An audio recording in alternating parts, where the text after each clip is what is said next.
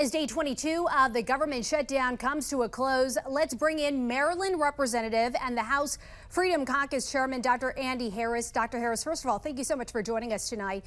As you know, the shutdown largely over the extension of the health care subsidies. So to start, let's just play part of what House Minority Whip Catherine Clark said in a recent interview about the ongoing stalemate. I mean, shutdowns are terrible. And of course, there will be, families that are going to suffer. We take that responsibility very seriously.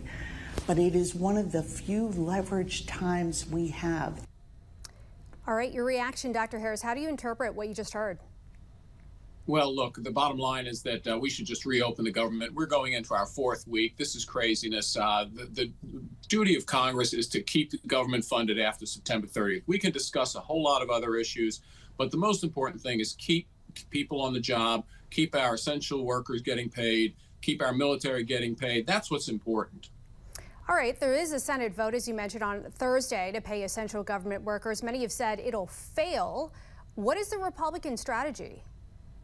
Well, I don't know what the Democrat strategy is because they want that to fail. They don't want our military to get paid. They don't want our air traffic controllers to get paid. They don't want our federal law enforcement to get paid. This is craziness. I mean, they want people to go to work and not get paid. They're going to have the opportunity Thursday to change their minds. If the Senate passes it, it will come to the House first thing next week, and we will pass it out of the House. And fortunately, our military will be paid, our air traffic controllers will be paid, and all the people we're asking to go to work who are essential will be paid during the shutdown. Thursday is shaping up to be a critical day, a critical time for farmers, of course, some of whom have been critical of President Trump's recent trade actions.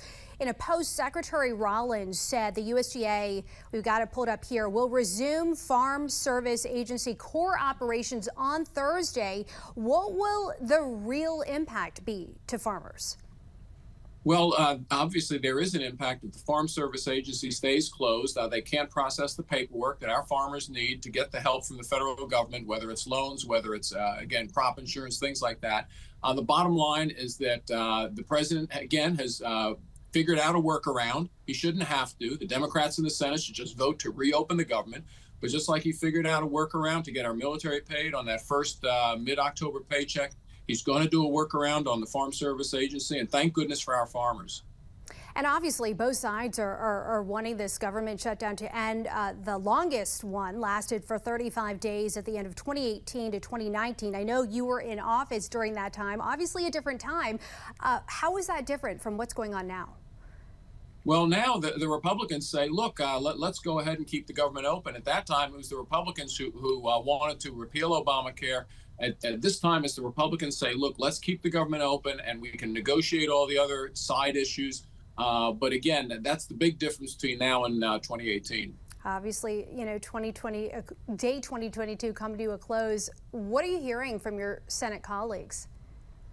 Look, we hear that they may keep it closed through Thanksgiving, and that would just be terrible because, again, our military, our air traffic controllers, they will miss paychecks. We're asking them to work, but they're not getting paid. That's just not right. The Senate should pass that bill Thursday. So you highlighted real people impacted by what is going on. Maryland Representative Dr. Andy Harris, thank you for joining us tonight on the National News Desk. Thank you.